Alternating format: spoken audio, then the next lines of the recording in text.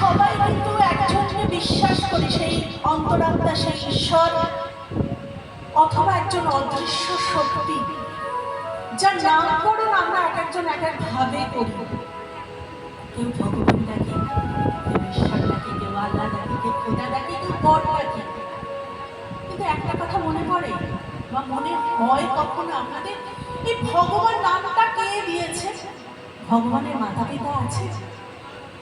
দেখুন কবি আর কে বলছেন,